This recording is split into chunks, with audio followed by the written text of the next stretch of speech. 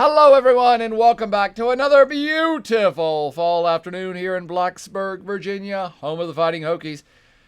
Professor Boyer coming at you with another live podcast about another bizarre international series of events that I wanted to talk to you about tonight. Oh, before I go any further, welcome back to any of our Twitch fans, our Twitch followers, and our Twitch subscribers. I'm learning the terminology finally. As always, hope all is well. And if you have any questions, comments, concerns as we go through this little iteration of international events, by all means, pop it up in the chat. Or you can always email me before or after or during this whole podcast about future podcasting topics you'd like to see covered. I'm here for you. So tonight's topic, without any further ado, I'm going to attempt for the first time ever on Twitch to do this in under a half hour. I know, which means an hour, but there's no way we're going for 2 hours tonight. Mostly because there's probably one or two of you in the chat room, if any at all, which is fine. We got one. I've got Valetsky is back in. Good evening, Valetsky, and welcome. And I will try to shoot for a half hour on this.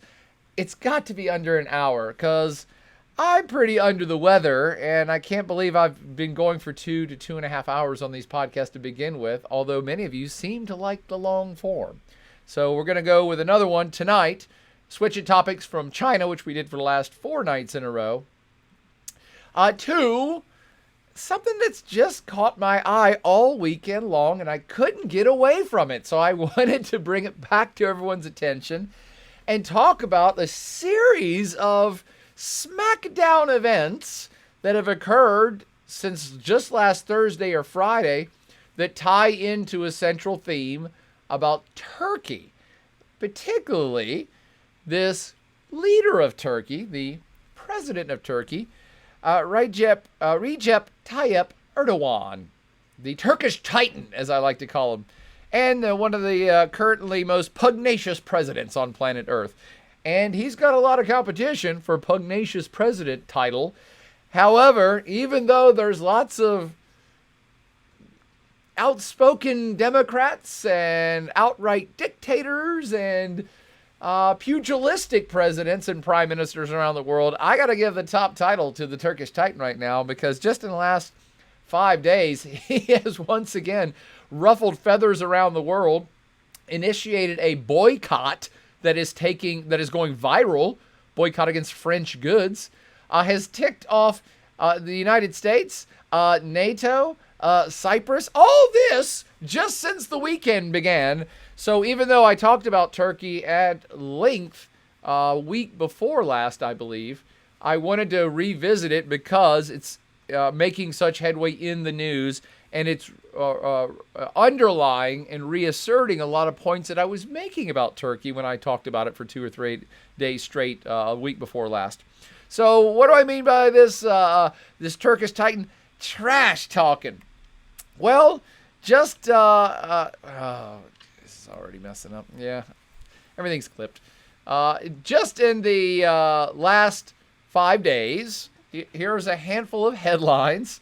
That the first one has actually not gotten any press at all, and it's one of the more important ones in my view, and that is Turkey's Erdogan. Turkey's Erdogan says it's time for a 2-state solution in Cyprus. 2-state solution? What would that be referring to? And why am I suggesting that's kind of a big deal, and it's really ticking off some people in Cyprus? Other headlines: Turkey's Erdogan dares the United States to impose sanctions, while continuing to insult France's President Macron. Turkish President Erdogan says French President Emmanuel Macron needs mental treatment over responses to a beheading incident. That's a real headline, by the way. Let me repeat that. This is an actual real headline. The president of Turkey, Turkish President Erdogan, says French President Macron needs mental treatment over a beheading. This is like a Mad Libs situation, but that's a real headline. It's not made up. Tensions between the entire EU and Turkey escalate over Erdogan's insults to French President Macron. Erdogan and new threats to Greece about things going on in the Eastern Mediterranean. That's right, my friends. All that and a lot more in less than 1 week of Recep Tayyip Erdogan's life. The president of Turkey has been going on it. Let's start with one of the easier ones. And again, ask questions along the way, all 2 of you that are in here. The first smackdown that occurred started actually last Thursday. And this was that Recep Tayyip Erdogan confirmed on Thursday Russians' S-400 test despite U.S. objections. The quick backstory on this, and it can be quick because there's not a whole lot of backstory, is that Turkey has been a couple of times now purchased weapons from Russia. Now, that's entirely in the Turkish prerogative to buy weapons from whoever they see fit, except that when you're in this thing called NATO, the North Atlantic Treaty Organization, you're part of the team, and the team was formed as a counter to a Soviet Union back in the day, and Russian, and perhaps Chinese, and perhaps other countries' aggressions. So Turkey's on that team, and that team has certain protocols. And the protocols are we all work together, and we all share or buy our equipment from the same places. Therefore, we're all on the same page when it comes to responsive threats, be it aggressive or defensive military posturing from outsiders. So Turkey is thing that's ticking off NATO and NATO members is it's been buying weapons from outsiders, weapons which the NATO collaboration has said, hey, dudes, what are you doing? You're buying weapons from the enemy that will detect our weapons, your friends. And I'm being a bit cavalier here with the words friends and enemies because it's not the Cold War anymore, but that was the spirit of NATO and the spirit of them collaborating on their defensive posturing. So Turkey has basically said, we don't care. We don't care because as soon as Erdogan said, by the way, we know this is going to piss off the U.S., we've already pissed them off by buying these weapons. We know we've already pissed off NATO by buying these weapons from Russia, Russian weapons which can detect Western stuff, even though we're part of the Western defense team. So we already know it's going to piss them off. And the U.S. threatened Turkey saying, hey, you already bought them, but don't use them. Don't use them or there might be some sanctions coming. And Erdogan on Thursday said, we don't care. We have a successful test of this weapon system that we bought from Russia. And the Trump administration immediately came out and body slammed Turkey for conducting this test and said, dudes, we thought we asked you nicely. You know, U.S. President Trump's kind of a little busy right now trying to get reelected. And the autocratic nature of U.S. President Trump, he kind of probably favors the autocratic nature of Turkish President Erdogan. So the Trump administration has been loath, quite frankly, to attack Erdogan or to get into a confrontation with Turkey, again, mostly because they're busy right now. But they did say, hey, we're not appreciative of you making this test right here, right? And Turkey's president said, we have every right to test the equipment. They were tested. They're being tested. We announce America's stance is absolutely not binding for us, he said. We aren't going to ask America anything. Even though Washington is a strong ally of Turkey, and again, they have this NATO collaboration, the United States warned Turkey that it risked U.S. sanctions under the Countering America's Adversaries Through Sanctions Act if they activated that system. And Turkey said, meh, okay. Well, that could be considered an insult. Or if you're Turkish and a proud Turkish nationalist, you could just say, well, our country has a prerogative to do whatever we want. You are absolutely correct. But then after this test on Thursday, of course, the U.S. comes out and shows its displeasure with this test. And the U.S. government then accused Turkey of compromising NATO security Friday after Ankara confirmed the Turkish military conducted this missile-firing exercise with an advanced air defense system. Again, it's an air defense system bought from Russia. Russia specializes in air defense systems that defend against Western weapons systems. Again, I keep reiterating this so that you understand why NATO and the United States are particularly incensed by this. You bought a system that detects our systems, but you're on our team. Okay. All right. And now we might have to have some sanctions on you. And on Friday, Erdogan came out and said, I don't give a crap about your sanctions either. In fact, I dare you to sanction us. Smackdown. That's our first smackdown of the evening is, I don't care. And let me see if I can find the quote here. The U.S., this is Turkish President Erdogan. The U.S. does not know who they're dealing with. Impose the sanctions already, whatever they may be.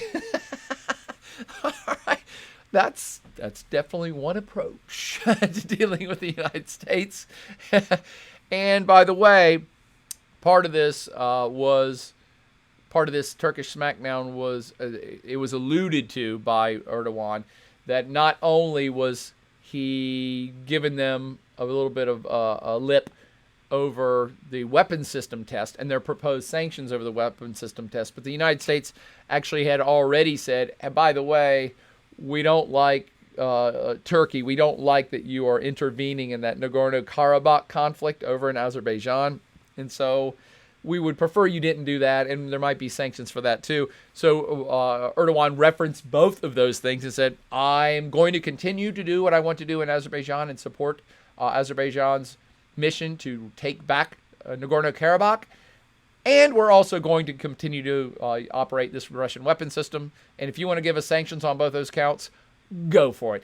Don't care. Bye-bye. Next picture, right? And I love it. Absolutely dares Trump to impose sanctions. And don't be late was a follow-up thing he said. Whatever your sanctions are, don't be late. That's about as bold as it gets, right in your face. We're out of here. It almost is unfathomable that the president would take this tack, given that even before, even without considering the NATO stuff, the United States has always been a fairly loyal friend and ally to Turkey. And one could argue that the United States is one of the reasons why Turkey got into NATO. And the United States is one of the reasons why that the European Union and European states have been pressured over the decades to give better respect to Turkey. So turning its back, this very specific slapdown is important in my mind to understanding world events, because this one is specifically targeted at the United States, a very long-time ally of the Turks, at least since World War II and actually before World War II. So this is an interesting tack from Erdogan on the smackdown straight to Uncle Sam's chin. Okay, and as this is occurring, I'm sorry, we already have a question. I'm sorry, the question here. Okay. Yeah. Oh, we got a subscriber. Yay! And anybody that subscribes, if you give me your Katie, put my email address in the chat room. Anybody that's a subscriber, I'll mail you one of these immediately. If not, 2 or 3 if you want them, just to be on the team. Yes, and I see. Voetsek. Voetsek asked, so are we giving up their EU hopes entirely? Yes, Voetsek. I would say at this point that is done. Not only is Turkey not going to get into the EU, it appears that Turkey has no interest in any longer trying to get in the EU. And hey, I've been wrong in the past, but you got to look at what's going on right now and say, no, they have given up all aspirations of getting into the EU. They truly do not care. And you could step back from it all and say, well, and that's timely for them because the EU's in a bit of a trouble. The UK just Brexited. There's turmoil internally in the EU. There's a lot of turmoil I'm getting ready to talk about with France. So I think Turkish ambitions or even EU ambitions of Turkey joining the club, I think both sides are over it. It's done. I dare say there's not even any negotiations happening any further at this point. There's probably not a meeting, not even a memo. They're all done with it. They're all done with it. And as you'll see with the rest of the SmackDowns I'm getting ready to talk about, it's further nails in the coffin of Turkish EU membership for sure. Back to the chat. J. Kim in the house. Welcome, J. Kim. So is Erdogan trying to play with both the U.S. and Russia, or does he have some sort of a secret plan? That is the question, J. Kim. No one really knows what the plan is. I will get to this by my finishing slide tonight, but by all accounts, you just have to assume that Turkey is going it alone. So I'm cutting to the chase. Under President Erdogan, Turkey appears to be confident enough, powerful enough, and resilient enough, at least in its own head, that it does not need any allies whatsoever at all anymore. Again, everything I might as well preface this with that little comment, because you're going to see as I go through for the next half hour that everything I say is going to add to that. They really seem like they are a middling power that is now ready to achieve perhaps something greater than a regional power status. Now, again, whether they can do that or not is beyond my purvey tonight. But they seem like that's the road they're going down, because Turkey's Erdogan, this is again from October 26th. Was that just yesterday? All of this happened in the last 4 days. So Turkish Erdogan keeps wailing on Macron and warns the U.S. I love that someone in the press used the word wailing. Wailing, that's like we used to use when we were kids, beating the hell out of each other. I'm going to wail on you, man. And so what's wailing on Macron? What's Macron getting wailed on about? What's this all about? Okay, well, this was actually the biggest story. The United States smackdown by Turkey was actually a sideline story, because it was so overshadowed by this all weekend long. And what started last week, actually I guess it started about 2 weeks ago, less than 2 weeks ago, was there's been a significant Erdogan smackdown on France occurring over a guy being beheaded. And again, it boggles the mind to try to put two and two together on this one. Wait a minute, somebody gets killed and assassinated and beheaded in France, and now Turkey's mad about that. Yeah, here's what happened. So just a few headlines. Turkish President Erdogan says French President Emmanuel needs to get mental treatment over his response to the beheading that occurred in France. Keep stressing this happened in France. France recalled their ambassador to Turkey after Erdogan questioned Macron's mental state. That's where the start. And for those of you that have not followed this story at all, and I almost am envious if you've not followed the story at all, because it's pretty sad and scary simultaneously, and it's turning into an international issue quickly, mostly because of Recep Tayyip Erdogan. So what happened, and what's the date on this? October 16th, not that long ago.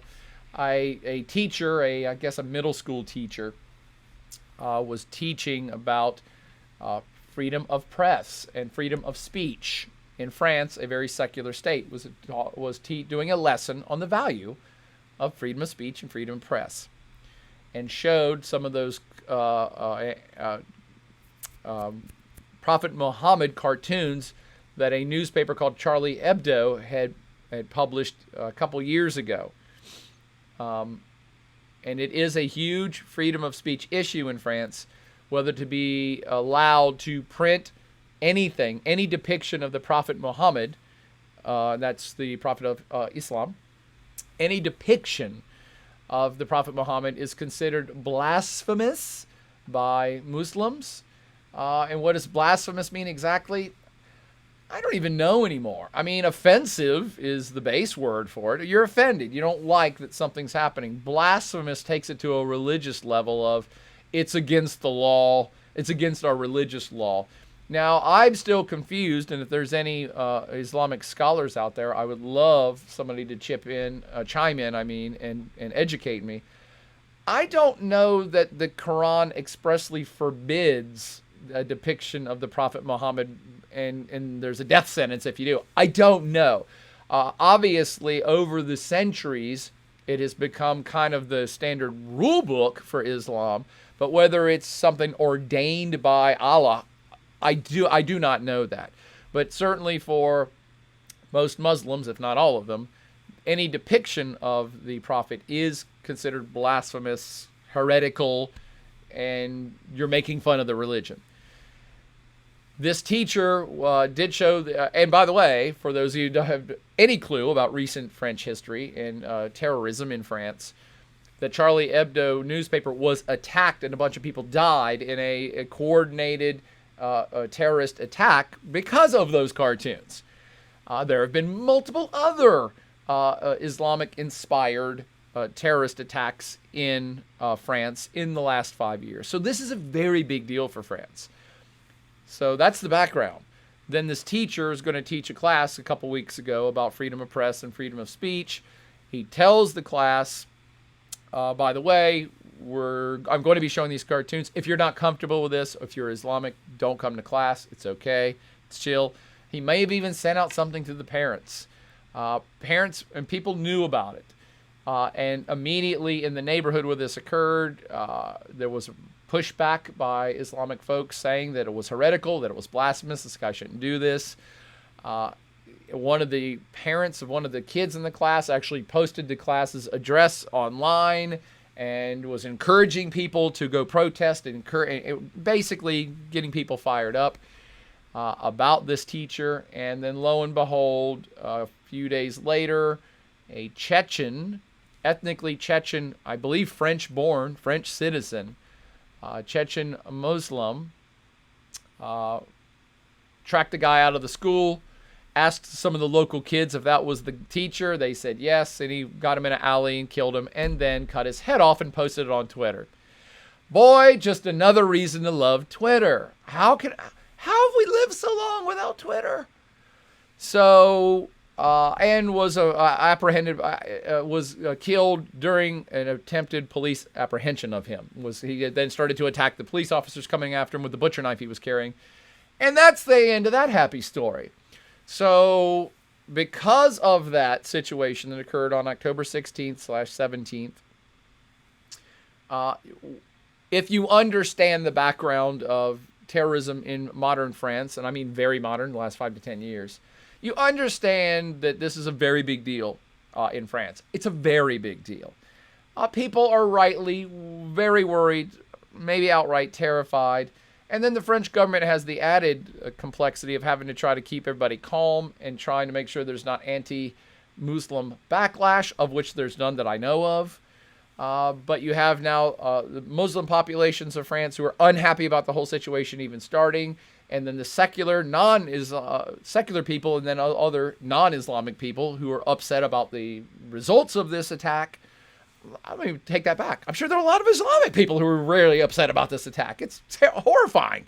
So the French government's trying to deal with all this. And I'm not, by the way, I'm not defending Macron, President Macron, or the French government. I'm always just trying to understand how the hell did we get to this point? So how we got to this point was after all this happened, the French government under Macron came out and he made several public statements, one of which was semi-incendiary to many Muslims around the world, is he said the Muslim religion, Islam religion, is in crisis, something to that effect. He also said, hey, we're going to target radical Islam within France.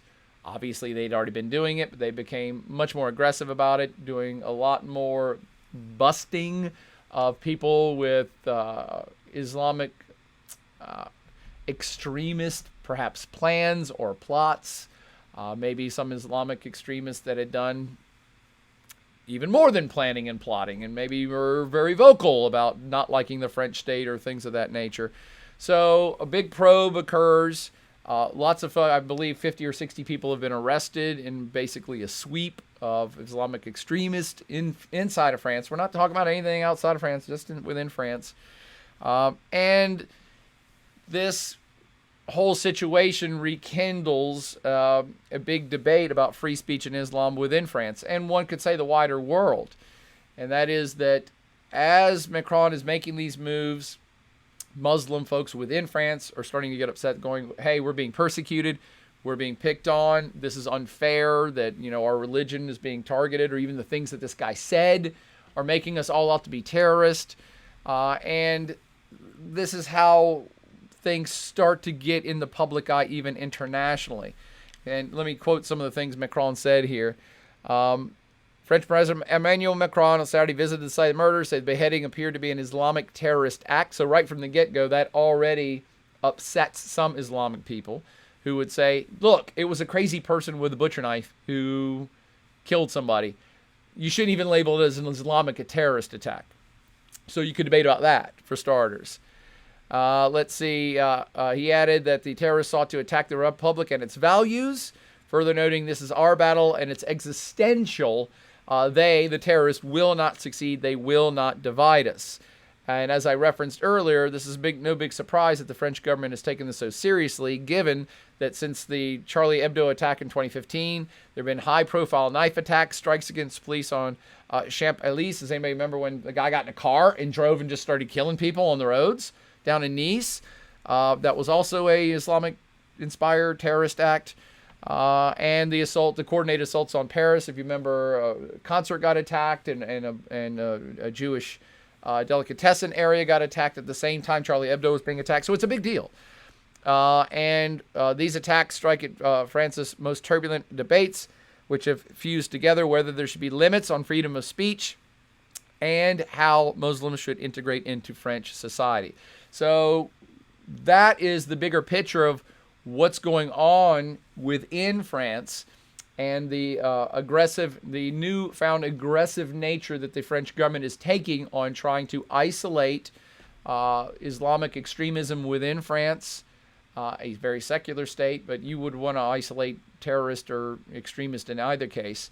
And Macron has pointed out that also we're not attacking Islam in general or at all, and we're not even attacking Muslims in general or at all in France. We're trying to isolate Muslim terrorists, but what was the word he used?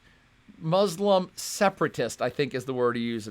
Right here it is in this quote. What we must attack is Islamist, not Islamic, Islamist separatism.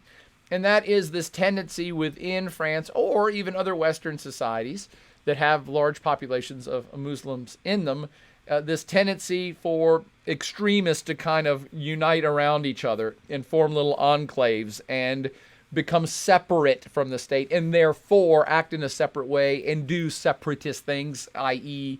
extremist things like terrorist attacks. So Macron has very specifically said, hey, we want to try to make sure, we have hundreds of thousands of Muslims here, that we have no problem with 99% of them. We're worried about the 1% that get a little too extreme because they're a little too isolated and a little too extremist and a little too separatist, if that makes sense. However, this passage proved most provocative in Turkey.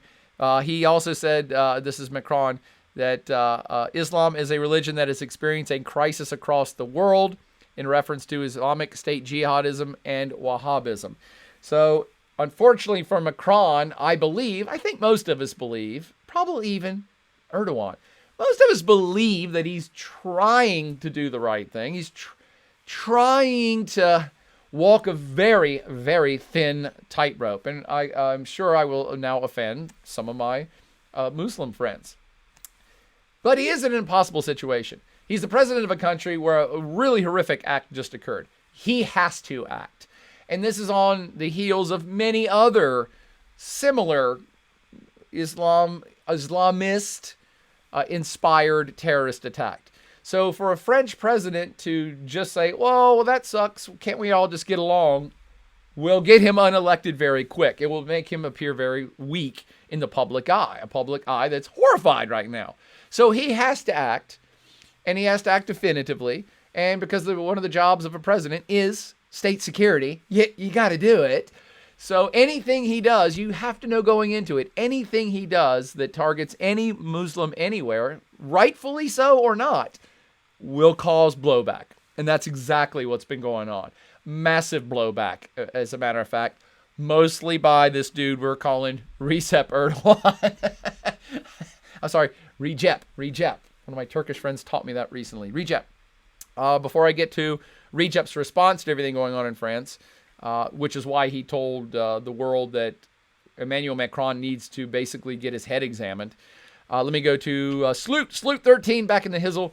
And Sloot says, there's nothing in the Quran that prohibits the portrayal of Muhammad, but it is strongly discouraged in order to prevent any potential towards idol worship, reinforcing the pillar that there's only one God and Muhammad is God's messenger. Sloot, that's always been my understanding too. But obviously, I am not a student of the Quran nor an educator about the Quran. So my instinct has always been, I get the sentiment.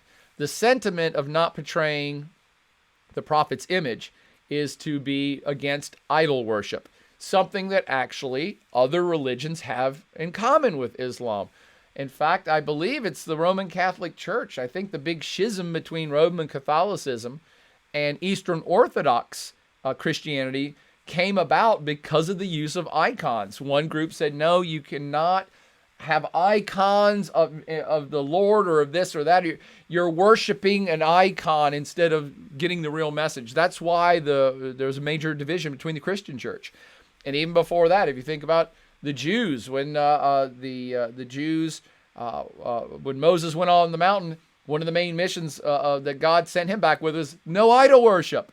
And in the time that Moses was on the mountain, they had made a golden bull and started worshiping. It's like, no, you can't worship icons. You can't worship things. You're supposed to worship the one God, and that's it.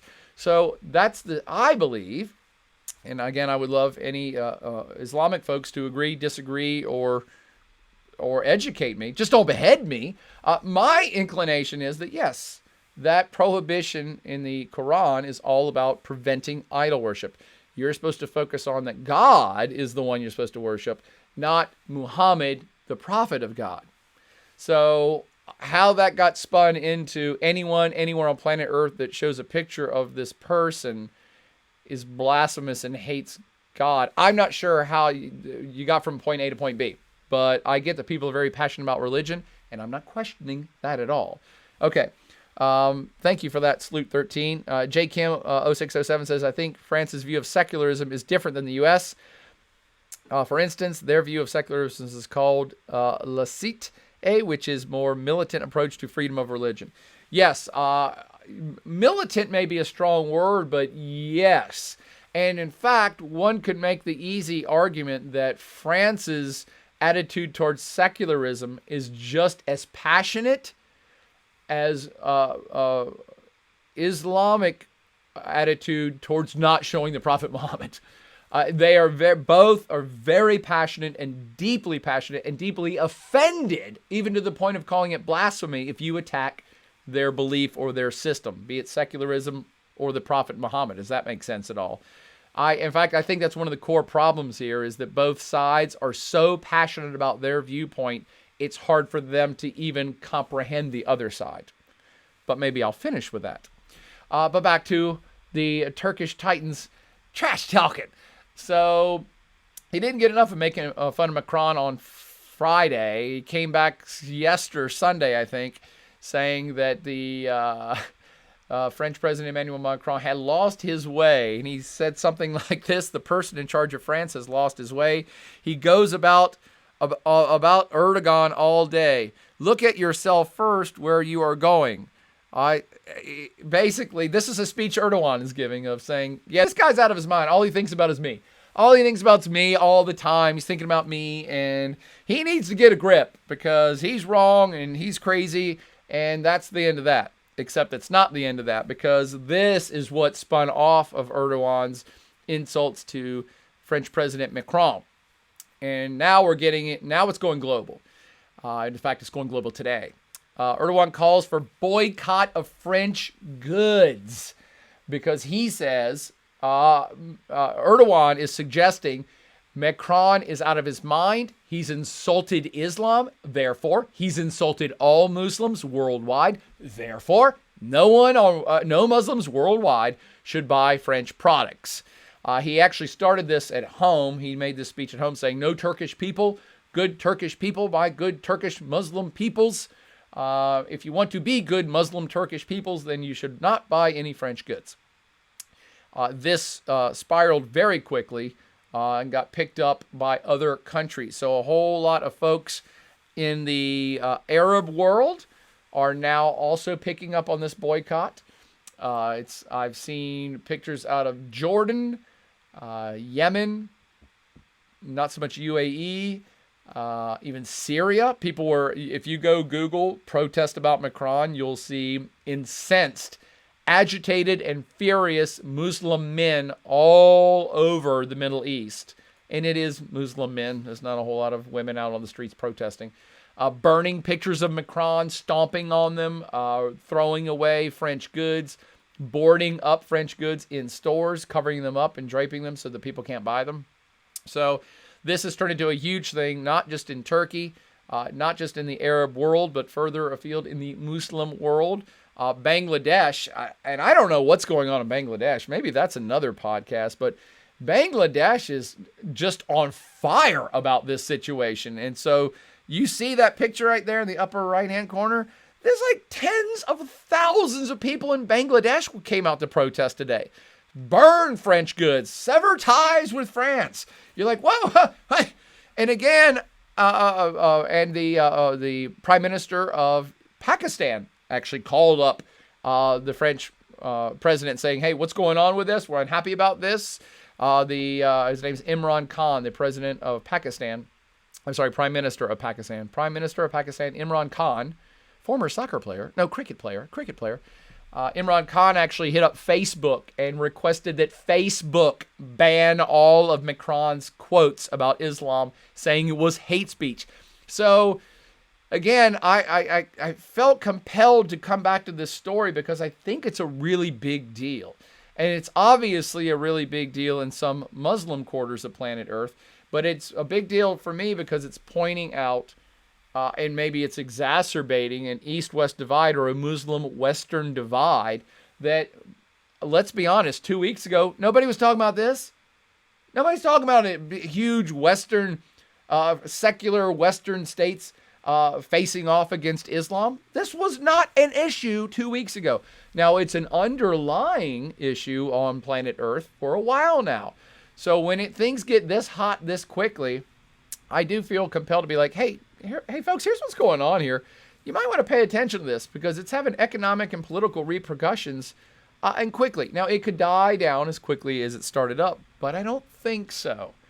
And I don't think so because I'm bringing it back to Recep Tayyip Erdogan of Turkey. He is stoking this flame, and he's doing it quite intentionally, I believe. I'm sorry, there's another question? No, I just wanted to say I took a class back in Azit back in 2008. Oh, Azit. Welcome, Azit. Professor Boyd took the World Regions back in 2008, so happy to see you're still fighting the good fight. Can't wait to visit all the wine lab and drink all the wines. Yes.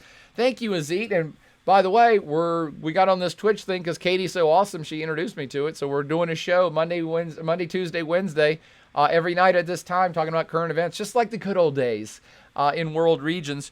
If you want to join or subscribe or follow or like or do all those things, I'll send you some swag if anybody wants to subscribe up tonight. I also was requested for 2 nights in a row that we start doing some wine class stuff on Twitch too. So maybe we're going to launch a whole wine class Twitch thing. Maybe I'll play Atari while I drink wine and talk about wine. I'll play Atari. That way I'll be more hip, right? Is that what I'm supposed to do? To be hip? Okay. Back to the topic at hand, though. This is a really huge deal between France and Turkey, and this is not the only thing going on. And so I always try to refrain from picking sides, and I just want to educate people about what's going on. But this does look like a bit of political opportunism for President Erdogan of Turkey. He is really stoking the flames on this France hates Muslims thing.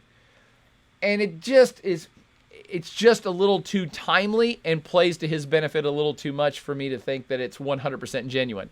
I'm sure President Erdogan of Turkey is a devout Sunni Muslim. I'm not doubting that. I'm sure he believes his religion, and I'm sure he's passionate about it. But the political opportunism can't be overlooked because this slide is showing you there's a lot of other background baggage going on between France and Turkey right now. And it has been going on for months. And it has been getting hotter for months and months and months, and getting nastier for months and months. And it looks like it's going to come to a head with perhaps some targeted sanctions at best, and at worst, it looks like war is coming, albeit maybe a limited naval war in the Eastern Mediterranean. But what am I referencing here? Well, this France-Turkey row that's occurring in the last 72 hours highlights France-Turkey row reaches new highs after Erdogan hurls insults at Macron, and the subtext there is the latest Erdogan attacks come after several months of rising tension between the two countries. Rising about what? Mostly rising about that map you see over there, that Turkey has been claiming huge chunks of the Eastern Mediterranean Sea as its own, and it's getting increasingly belligerent about it, like sending ships and exploration ships and warships into territories that are claimed by other states, namely states that also belong to the EU and NATO. So that's one of the biggest ones. And Francis Macron has been very vocal about pushing back against Turkey, saying, dudes, what are you guys doing? Didn't you guys want to get into the EU not that long ago? Aren't you a NATO member? What are you doing? Why are you causing friction with Greece, which is a NATO ally and an EU partner? And Francis Macron has been the most vocal about saying Turkey's going too far, claiming these territories, and they need to be pushed back. On top of that, Francis Macron is one of the only vocal European leaders who came out and dissed Turkey for supporting sending Syrian jihadists to Nagorno-Karabakh, that conflict I referenced at the beginning of this. That's still going on in Azerbaijan. So they said, hey, what are you doing? Turkey, what are you doing? Why are you fueling a war that the whole rest of the world is trying to stop? And on top of that, France is also on the other side of a conflict with Turkey in Syria. So the whole Syrian conflict, France and Turkey are on opposite sides of the Syrian civil war. There's also been a civil war happening in Libya, and France and, surprise, surprise, France and Turkey are on opposite sides of that civil war. They're not directly involved in the Libyan chaos, but they are supporting opposite sides. Same in Syria. Turkey and France are supporting opposite sides in the Syrian civil war. And actually, Turkey has been active in that war, too. So you put all that together on top of the Cyprus situation. So Turkey is now calling for Cyprus to become semi-independent. You're like, whoa. And France is all against that, as is the EU, as is the UN, as is everyone on planet Earth, except Turkey. So what's going on with that? That gets to the next point that I think that we're going to perhaps see some open conflict over. And that is the other smackdown that Recep Tayyip Erdogan threw down over the weekend. Is Erdogan said, it's time for a two-state solution in Cyprus, period.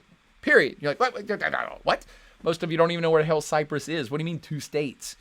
Well, Turkish President Erdogan said on Monday, that's just yesterday, it was time for a realistic approach, a realistic proposal about a two-state solution on the divided island of Cyprus to be discussed, and added that the parameters of the current talks were not sustainable.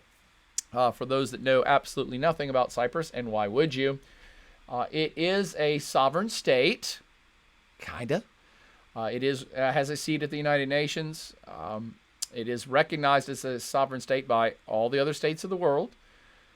However, back when it was young, and I think it just got its independence after World War II, and so as it was forming itself up in 1974, I believe, Greece, and there's, let me just take a step back.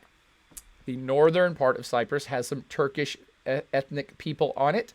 The southern majority part of the island is mostly ethnically Greek people. Okay? So that's ethnicities. There's some Turks in the north. There's a lot more Greeks in the south. And during its early years, the Greek government, and that's the Greek government of Greece, actually sponsored a coup in order to have the south take over the north in its entirety. Or it was no, I take that back. They weren't split then. The Greeks sponsored a coup of the government in Cyprus in order to put in a more pro-Greek friendly regime. And I assume probably take some rights away from the Turkish minority up in the north. When that happened, and this is 1974, Turkey then invaded the north part of Cyprus and carved out a section and said, well, we're drawing a line here, building a fence, and this is the Turkish Cyprus area. And Turkey ever since has said Turkish Cyprus is a sovereign state. We recognize it. We recognize the sovereignty, and we consider it a separate state that's not part of Cyprus anymore. And the rest of the world has said no. I mean, there's the UN got involved, and it was a peace thing put in place, and all of these things happened. And most of the world has said, well, the two sides are eventually going to get back together. And there's been lots of negotiations for 50 years, but they've gone nowhere. But everybody has said, but they will. But eventually Cyprus will be reunified. Turkey said yesterday, we don't think so, and we're going to help them become completely separate in a two-state solution, period. Kind of a big deal. And I see Azete is gifting things. Thanks, Just Azete. gave everybody like a sub who was in here. Just gave away one. Thank you, Azete, for all of these great gifts you're showering on. Azete is the Santa Claus to the Plaid Avenger Twitch channel. The thing that happened since I last spoke about Turkey, by the way, when I did a talk about Turkey 2 weeks ago, I brought this issue up, and I said it's a really big deal. It's causing tension between the European Union and Turkey, between France and Turkey, between Cyprus and Turkey. It's a very big deal, okay? But at that time, they were going to elections. So that top slide story you see there is that Cyprus was electing a new government. I'm sorry, North Cyprus, Turkish Cyprus, was electing a new government, okay? And it was about 50-50 support for a rabidly pro-Turkish president and a more moderate, let's reunify Cyprus candidate. The rabidly pro-Turkey candidate won the election 2 weeks ago. And so, because of that, this is no coincidence. My friends, if you pay attention to world events, there are no coincidences. So it's no coincidence that Turkey came out yesterday saying, hey, by the way, what a coincidence. A rabidly pro-Turkey president is now in charge of northern Cyprus. And simultaneously, coincidentally, we're going to suggest that there's we should be talking about a two-state solution, and we're not talking about anything else anymore. Now, why in particular is Turkey pushing that right this second? Well, perhaps to continue to piss off France. I don't know. It's much more got to do with this. And this is the map you see there of these territorial claims. Turkey is basically going to push for northern Cyprus to become its own sovereign state. It will likely start sending military people there. If there's already Turkish military there, they're likely to start sending military weapons there. They're likely to set up Turkish military bases there. I have a feeling they're going to push a two-state solution for Cyprus, in which they basically are setting it up that Turkey will absorb northern Cyprus as a part of Turkey, period. You heard it here first. I'm calling it out. It's definitely going to happen. Now, I'm going to take that back. I'm not saying it will definitely happen. Turkey trying to do it is definitely going to happen. And here's why when you look at the map. If Turkey can tease off that northern Cyprus chunk, then they have increased territorial claims to the oceans around it. And I'm sorry, I skipped over this. I see a lot of friendly faces and names in the chat room, so I assume a lot of you have already seen some of my prior podcasts on Turkey, but I shouldn't make that assumption. Why the hell would anybody care about claiming water in the Eastern Mediterranean? Oh, here's why. Because they believe they've discovered hell tons of natural gas in the area in the last decade. So all the countries of the Eastern Mediterranean have been scrambling to try to say, hey, this much of the Mediterranean is ours. Oh, no, this section's ours. No, this section over here is ours. It has accelerated rapidly in the last 6 months because of Turkey. Again, not making fun of Turkey. Recep Erdogan would come out right. He's the one saying, no, we're claiming it. It's ours. And this teasing off northern Cyprus is a genius way for Recep to get everything he wants and a little bit more. So he can be seen as helping free or liberate ethnically Turkish people in Cyprus, and as a benefit will likely absorb them into the Turkish Empire, period. And as the triple benefit, then you get the territorial waters around there that might be loaded with natural gas. That makes sense? So there's more here than meets the eye. Is President Erdogan upset about France's moves against Islamic extremists in France? Sure, maybe he's upset. This is definitely in the back of his mind.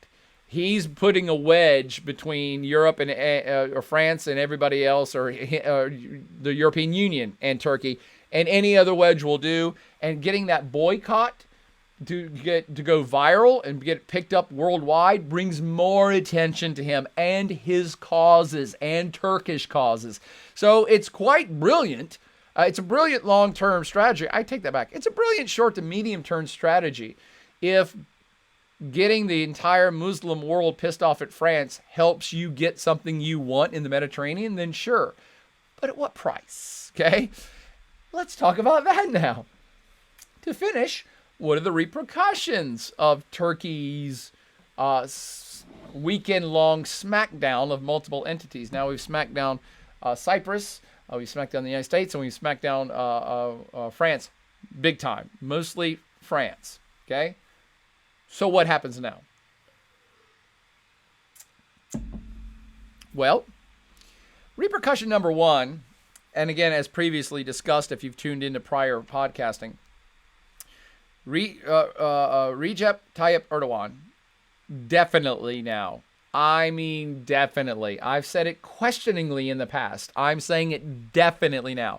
Recep Tayyip Erdogan of Turkey definitely considers himself the leader of Sunni Islam.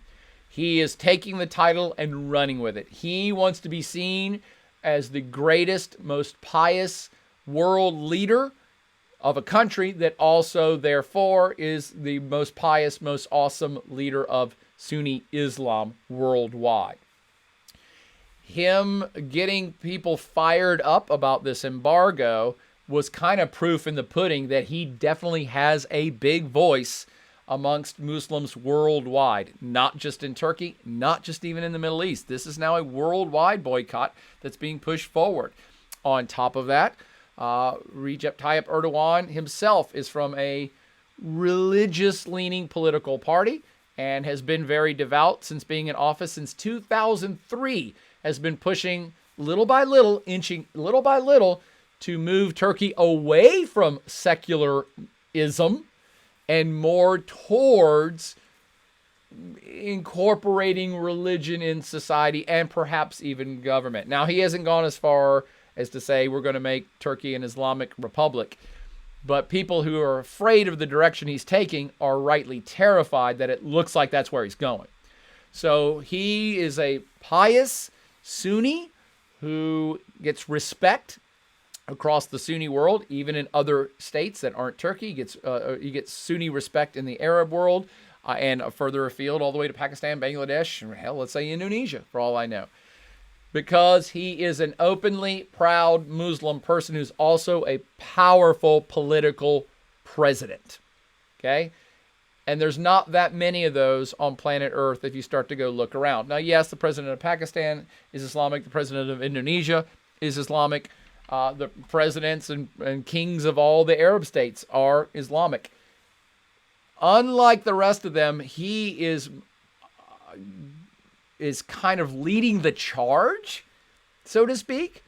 So he's leading this charge against France right now, leading this charge against that he's promoting himself as fighting against Islamophobia, fighting against anti-Islam sentiment in the West. He is leading that charge. Self-declared. He's leading that charge. That's what makes him different than other Islamic leaders worldwide. Some of them even quite powerful in their own right, but he is kind of the top dog right now. At least that's the way he sees it, and he's definitely playing this up. I love these other headlines here. Turkish president calls for sweeping boycott of French goods. We've already talked about. Erdogan calls on Muslim countries to unite and confront Israel. That was a story we talked about last week. Erdogan vows to defend Palestinians against Israelis' annexation project and holiday message to Muslims. I didn't point at that headline to talk about Israel. I'm pointing out that headline to say he used a Muslim holiday to make an address to Muslims about a political issue. That's the big thing I'm talking about here. He's using that stage, the Sunni Muslim stage, to talk about let's fight against Israel. Let's fight against France and what Macron is doing. Let's fight against Western aggression. Whatever it is, fill in your blank. So he has got a very big megaphone right now, and a lot of Muslims worldwide, not just in Turkey, are paying attention to him. The other thing that I pointed out last lecture about Turkey that plays into the same theme is that Recep Tayyip Erdogan, converted Hagia Sophia, one of the world's foremost tourist sites that used to be a Christian cathedral, then converted to an Islamic mosque, and then when Turkey became independent in 1923, and as a secular state, they made it into a museum for all the world to enjoy. And a few months ago, Recep Erdogan converted it back to an Islamic mosque. Again, hailed widely across the Muslim world as this guy is great.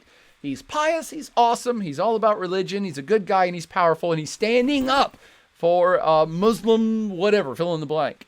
That's what's making him so important in the world right this second. And I love this other headline. Turkey may have reclaimed the leadership of Sunni Islam from Saudi Arabia, long the center and still the holder of the holiest sites of Islam, Medina and Mecca. But I'm assuming at this point, if you ask the average Muslim on the street anywhere, from Beijing to Bangalore to Morocco, if you ask the average Muslim, who's the most kind of pious, powerful Islamic leader in the world, I think a lot of them would point to Erdogan. So it is kind of a big deal. Okay. However, so that definitely plays to his ego, and it gives him a voice to say things that he wants to on a world stage to 1.5 billion Muslims that can then have political and economic repercussions which benefit him. However, not all economic repercussions are positive, because repercussion number 2 of the Turkish trash talking is that the Turkish economy is in a bit of trouble. So at the same time, or maybe because of it, the same time that Recep Erdogan is blistering the Western world and standing up for Turkish this and getting involved in multiple conflicts all around the Middle East, in the Eastern Med too.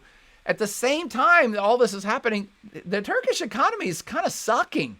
It's been going downhill. Again, at the same time, or perhaps because of everything Erdogan is doing. One could argue either way. And so what happened today? The lira, that's the Turkish monetary unit, dropped to record lows earlier today. A threshold that had never been crossed. It takes now 8 lira to make $1 US. It was at 2.6 a year ago. So that's a fairly significant drop, to quote the Beastie Boys. And it is not a portend of good things for the Turkish economy.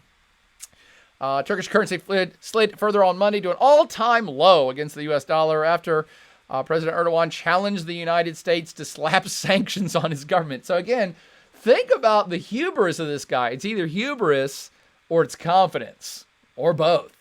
The hubris of this guy that his economy is not doing well, and he tells the biggest economy on planet Earth, screw you, give us some sanctions, bring it on, I don't care. You're like, oh, wow, all right. Well, I mean, it's interesting. Again, that's why I wanted to talk about this stuff tonight. It's like, wow, that's okay. That's all right.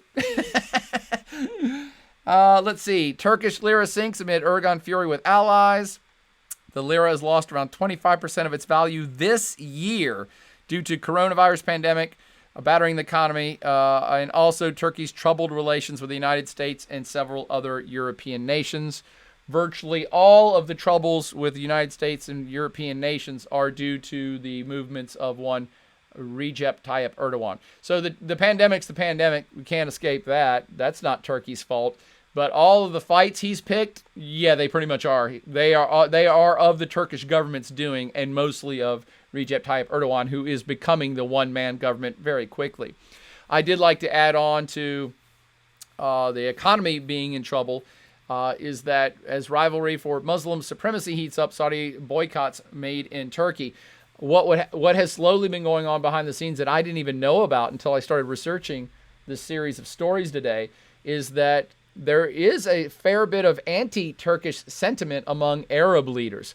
Maybe not so much about from the Arab people, but many Arab leaders see Turkey as a continuing growing threat, one that insults them on a regular basis.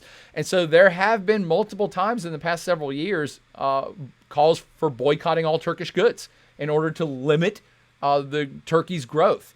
And Turkey could have handled those easily and did years ago when their economy was doing pretty good. Their economy was doing quite good for about a decade. The first decade he was in office, the economy was rolling along. And then it's kind of slowly ticked down as he's become, Erdogan has become much more confrontational with leaders, including Arab ones. So there's already been in the past calls to boycott Turkish goods that did have an impact. And I also pointed out last time I talked about Turkey that for the first time ever, Israeli military intelligence assessments see Turkey as a growing threat, one that may soon rival Iran. So Iran has always been Israel's number one concern. Iran has always been most Arab states' number one concern. Everybody's worried about Iran. Iran's going to get too powerful and big and get nukes and kill everybody. Or become a regional hegemon and absorb everybody else. That's what my entire life, Arab states and Israel, have always worried about Iran first and foremost. I now keep seeing stories trickle in from Israel and Arab states that are saying we're starting to worry about Turkey a lot more. Now, again, this is a repercussion of the bellicosity of Recep Tayyip Erdogan. But it's there. Darn it, I did it again. This is something to consider. He is a powerful leader. He's a confident leader. People like confident, powerful leaders. People are drawn to that. He's a popular leader. He got at least 50% of the people in Turkey love him, maybe closer to 60. So, and now people across the Muslim world are looking to this guy as a leader saying, wow, look at him standing up for Muslim stuff against the West or against China or against whoever, okay? But you have to look at real politics. You have to deal in the real world too. And so their economy's starting to get battered because of his bellicosity. And I love this story that I just came across in an Arab news source right before I came online here about how Erdogan steered Turkey from zero problems to zero friends. I think it really kind of summarizes the points I'm trying to make here. Barely 10 years ago, Turkey's foreign relations and role in the Mediterranean Middle East looked very different from today's mess. Yes, as a world watcher and one who has watched the world for 30 years, I can tell you when I taught about Turkey in class 10 years ago, I know it seems like a long time. When I taught about Turkey 10 years ago, it was almost all rosy. I was saying this is a regional leader. It's an established democracy. It's a role model for Islamic democracies everywhere. Erdogan's a good dude. He's a good egg. It's a secular state. They respect human rights and the press. They get along with all of their neighbors. And in fact, they did have something called, what was the policy called? Zero problems. Yeah, it was an actual government initiative 10 years ago in Turkey to say, it's a program, we're calling it Zero Problems with Neighbors. We want to put to bed all conflicts we have with all neighbors in a bid to get into the EU. Again, 10 years ago, they were going to get into the EU. It looked like it was possible. And what a difference a decade makes. Because now, exactly one decade later, think about all the problems that I talked about with Turkey 2 weeks ago, and just the ones I've mentioned today of Turkey smack-talking all these entities. And I let this graphic kind of summarizes it all. From zero problems to zero friends, this little graph highlights all of the anxiety, angst, and outright hostilities that Turkey has honestly brought upon itself. Now, again, you can look at it through whatever perspective you want. If you're a Turkish citizen who loves Erdogan, you're like, who cares? Yeah, our president is strong and powerful, just like Donald Trump in America. We're going to do what we want. We're going to go forward and do what we want. And I say, good for you if that's what you think. But this is not being critical. This is being factual. These problems on this map did not exist 10 years ago. They just didn't. So whether you think it's a good thing that he's brought this trouble to Turkey's doorstep, Or you think it's a powerful, good thing that he's being confrontational and leading Turkey in a new direction. That's up to you to decide. I just want you to know that as a watcher, I'm like, wow. Most of us are quite surprised at what a right turn Turkey took roughly about a decade ago. So issues with virtually all neighbors now, issues internally with Kurdish folks, issues internally with people who want Turkey to stay secular. So they have issues within and now issues without, and a confrontation with the United States, with France, with the EU.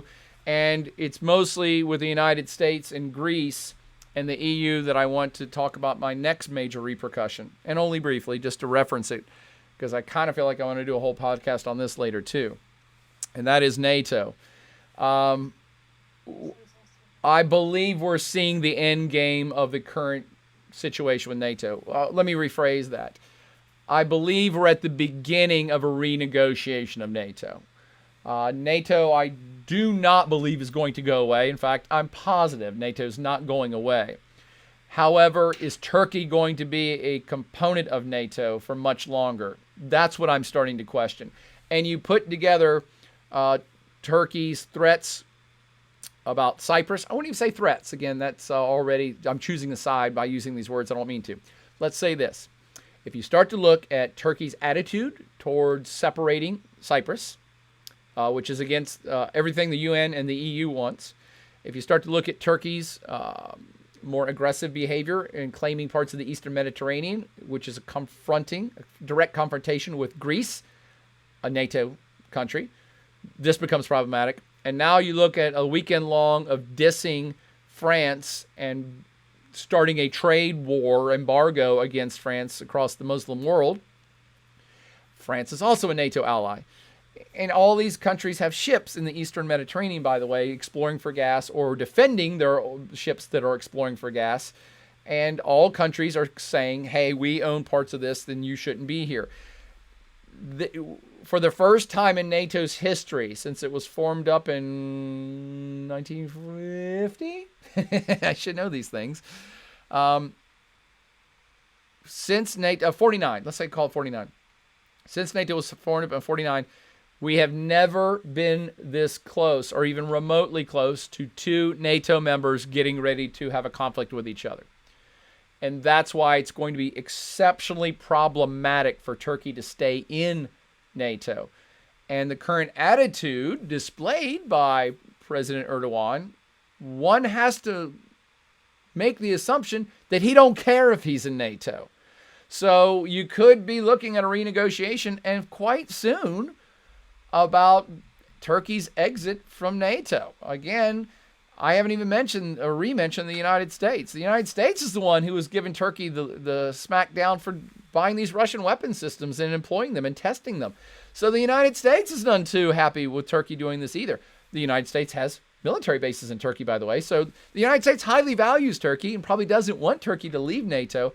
But given the weapons systems issue in combination with the anti-France attitude that Macron has, the anti-Greece attitude, and the anti-Cyprus attitude that all three that Erdogan is perpetuating right now, you do have to kind of look at the writing on the wall and say, there is no way Turkey can stay in NATO under these conditions. There is no way. So you don't have one reason, you've got several. And if they don't act soon and renegotiate Turkey's membership, then they're just waiting for an eventual implosion of NATO when a Greek ship bumps into a Turkish ship in the Eastern Mediterranean and they fire on each other. And both sides say, hey, NATO, you have to come help me kill the other side. And that's an existential crisis for NATO. So I believe NATO is going to have to very soon resolve the Turkish situation before it becomes an existential crisis for NATO itself. Okay. And I will go to some... I'm sure I've got another slide here or two, right? This is a more kind of ideological one, but I'll go to some questions and I'll finish with that last slide. And the questions are, oh, did you see the one from Constant Questioning? You might need to double check, but I think political emotes are prohibited. Yeah. What's a political emote? That's what I don't understand. It says icons that are like. So can you use a flag? I don't know actually. They approved it though, and I named it Putin. 24 hours. Oh, Approved it, so well, I don't know. constant. Did you already answer constant I questioning? didn't Yeah, check, but I don't know if it's approved. Or they approved it, so I don't know. they approved it. So I mean, maybe don't name it the leader next time. It's just quiet. But you should take. They already approved that. Okay. Okay. I don't know. Let's see. And Simons 182 says his channel's going to blow up. I hope so, Simons. Thanks. I don't know how to help make it blow up. I would love you guys' advice since you're in this stuff and you're younger than me, obviously, and you use these platforms. You tell me. Longer podcast, shorter podcast, more podcast, less podcast, more prizes, less prizes. I don't even know what prizes are, but we would love to have your advice on this. I'm in this game because I want to bring people together, especially in more chaotic, crisis-ridden times here in the 21st century. Also bring people together during a crisis of a pandemic where you're going to be stuck at home, especially as winter approaches. And I'm mostly passionate about people understanding the greater world. That's why I'm in this game. And I would love for this channel to blow up just so I can get more people to understand more about the world, even at the expense of pissing off some people as I try to explain things that they don't like to hear.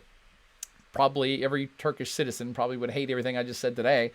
But I try to base everything I put on the slides. I'm like, no, these are facts. These are news stories.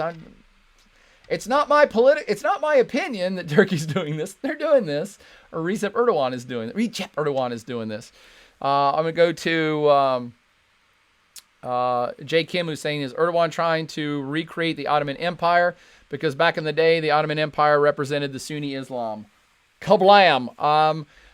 I have to agree with you, J. Kim, and many, many, many analysts across the world for at least a decade now have been asking that very same thing. Is Turkey trying to recreate an Ottoman Empire? That would be a stretch because the true sense of an empire is that you absorb territories and, it becomes a singular, bigger political entity. We can't imagine that the goal is for Turkey to militarily invade other countries and take them over, except Northern Cyprus. However, I think all of us can agree that Recep has this platform and wants to make himself and his country more powerful. And if he can do that by becoming a cultural and religious leader of Turkic peoples and Sunni Muslims, then more power to them. And a more unified voice of, say, Sunni Islam under a powerful leader like Erdogan allows Sunni voice to be heard in the world on a much louder megaphone. So you can easily make the argument, if you're a devout Sunni Islam, a devout Sunni, I should say, or you're a devout follower of Recep Tayyip Erdogan. In either case, you would say, what's wrong with that, Boyer? He is unifying Sunni voices worldwide and standing up for Islam values and fighting back against Islamophobia. Hey, you're right. He definitely is doing that. So, again, it's all about your perspective of things. I was only bringing up the political spectrum. I don't know that much about religion, but I get it. It's a very powerful platform that he has somehow tapped into, and he could, and maybe is, going to do some good in the world to combat against Islamophobia. I'm much more practical. I'm more about the economics and politics, and I look at this and I say, well, he could be unifying the Sunni world to reestablish a cultural Ottoman Empire. Or he could be using this to his advantage to get the stuff he wants for Turkey. And again, I'm much more pragmatic. If I was a world leader, I would do that. If I was a world leader trying to capture the Eastern Mediterranean, it's like a big game of Risk, right? No, Stratego? No, is it Risk, the world map, and you move armies around? It's a big game of Risk. Maybe I should play Risk. Maybe I will be the first person on Twitch to not play a video game, play a board game. People have been doing it already? Someone do a puzzle. There you go. Yeah, I play Stratego while I talked about the events. Maybe I play Stratego as the Ottoman Empire the next time I lecture about Turkey. And, the point being, there is certainly political and economic gain to what he's doing. And if I was in his shoes, I might be pulling those same levers of religious and cultural persuasion. Again, that sounds a little cynical, but I'm a cynical person because these are real world issues. Anybody that thinks Recep is pushing these cultural buttons and calling for a boycott against France because he's just so into Islam, you're being a little immature. That's certainly not the case. He may be very devout, but he's not scoring political points on the world stage just because he loves his religion. He's using it effectively and could possibly help his religion, but he's using it effectively for his own ambitions personally and for Turkey's territorial ambitions. I don't think that's too offensive to Muslim folks. I hope it's not.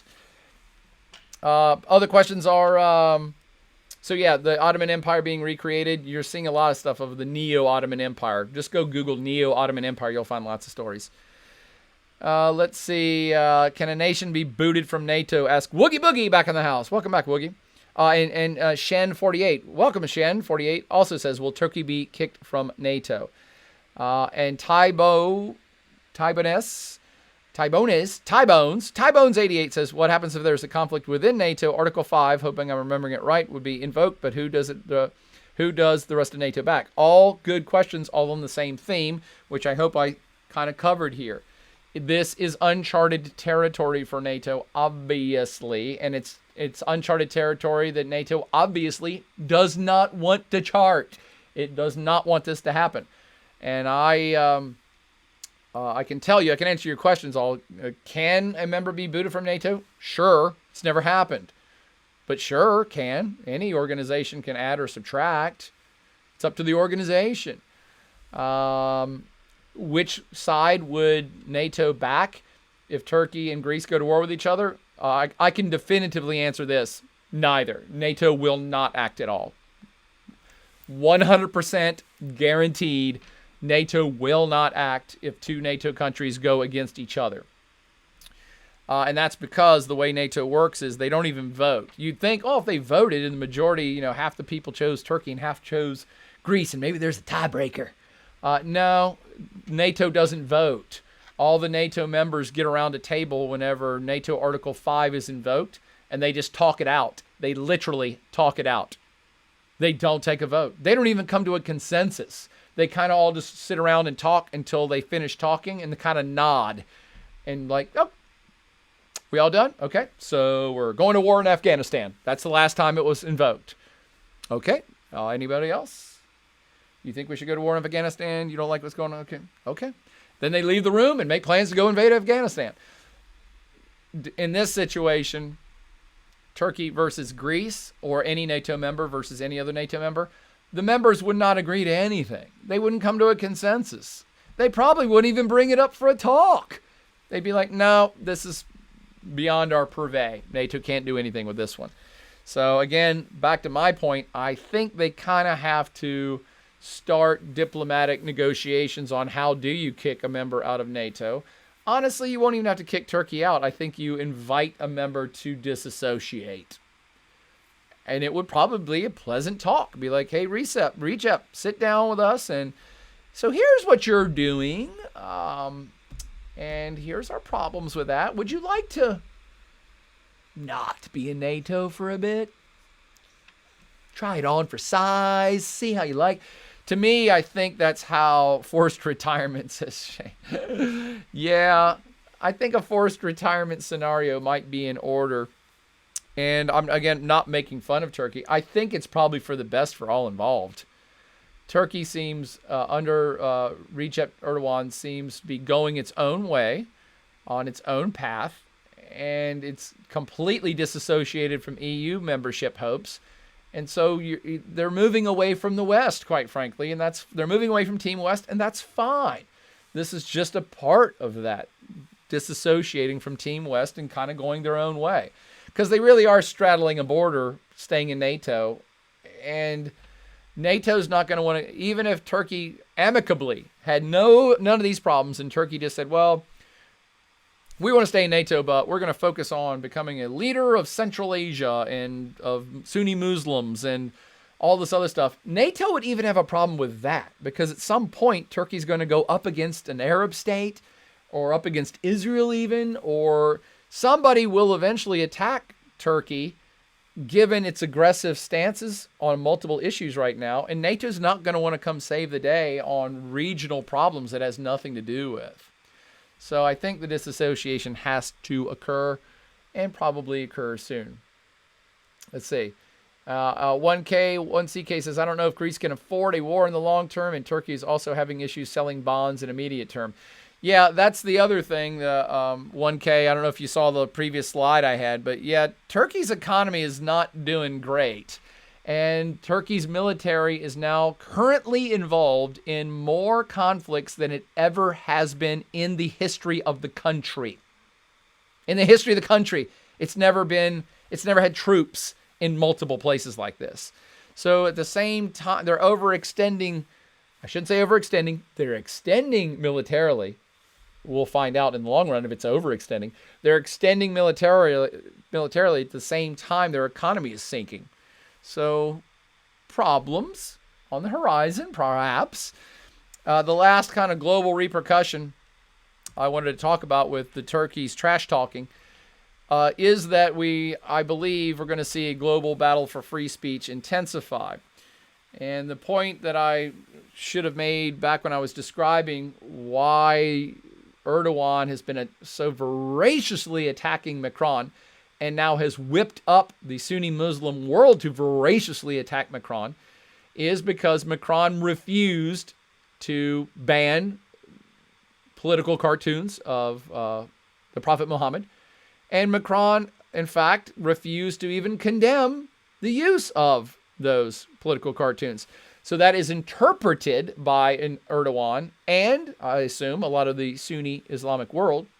That's interpreted as Macron endorses the use of political cartoons of the Prophet Muhammad. And the point that I think, and again, it sounds like I'm defending him. I think I just understand. I empathize and get it. I think the French viewpoint and Macron's viewpoint is he's not supporting the use of cartoons themselves. He's not supporting making fun of the Prophet Muhammad. He's not supporting showing pictures of the Prophet Muhammad. He's not supporting the content. He's supporting the principle. He's supporting the right for people in the country called France to express themselves as part of freedom of speech, even when that freedom of speech offends people. Because here's the deal, friends, and I think even devout Muslims will understand this. The thing about freedom of speech is, no matter what anyone says anywhere on planet Earth about anything, you're going to piss somebody off. That's life. That's life. Let me say that again. I'm not even talking about the Prophet Muhammad. I'm not even talking about religion. I'm talking about an Arab dude on the streets of Cairo who says anything out loud that has nothing to do with the religion. He could say the sky is blue. He's going to offend somebody.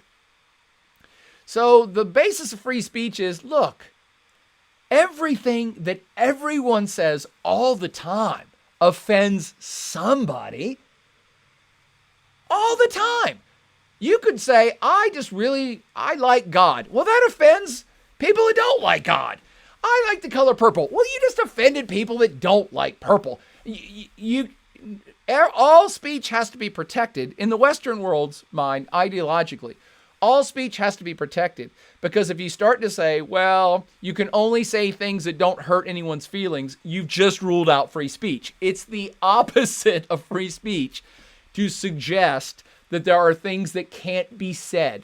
That's why us proponents, and I am now saying us, proponents of free speech fight voraciously to protect it, because we damn well know everything we're saying offends somebody.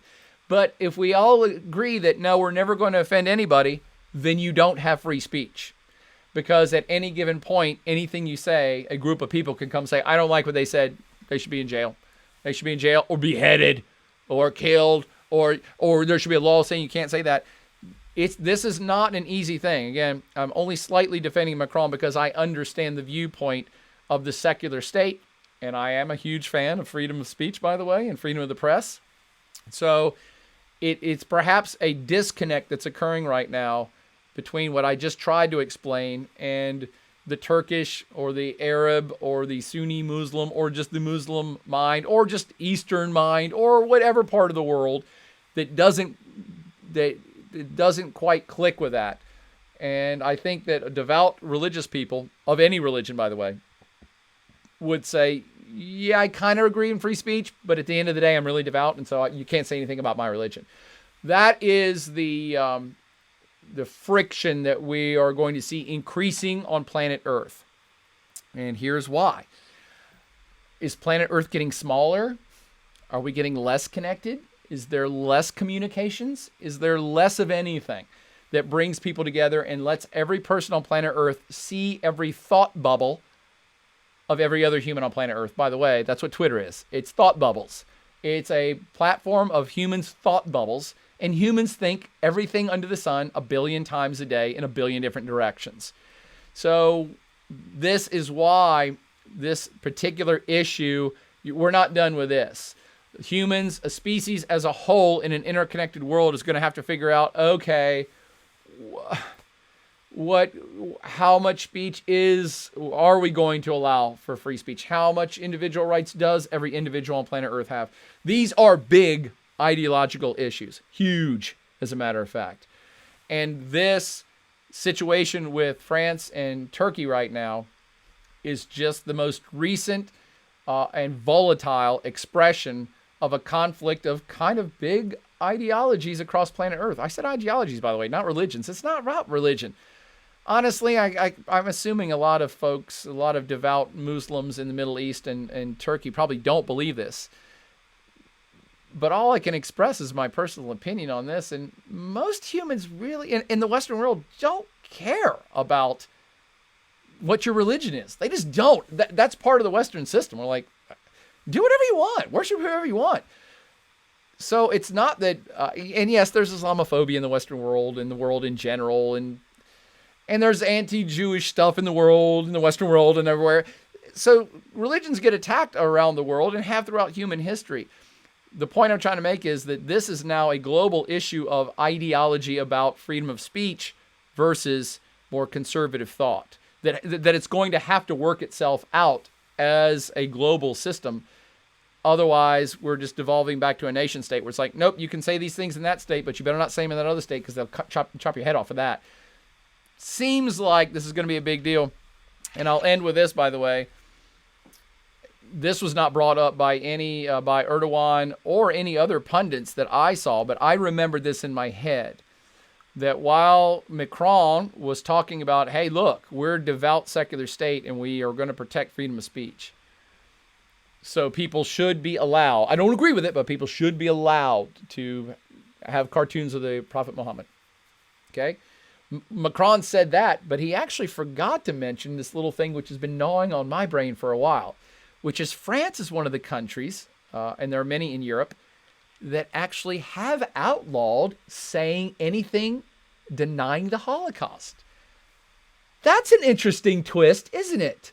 So Macron saying, well, we're going to protect freedom of speech so you can make fun of Islam, in the same country that if you deny the Holocaust and what happened to the Jews, you can actually go to jail for that.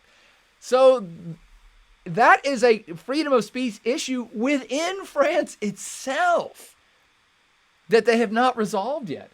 I'm really shocked that my own, I won't say intelligence, but my own savvy sometimes, where my brain finds those things, and it just connected those dots, and I went looking on the web for an Arab commentator or a Turkish commentator or Erdogan himself or Islamic scholars to come forward and say, hey, what's going on in France? This is bullshit, because look, they're denying one thing and saying they're protecting free speech while they're denying speech in another direction.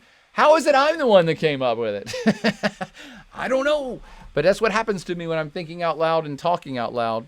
Dots get connected. Okay. And 1CK says there's also a lot of Arabs in France. That's true.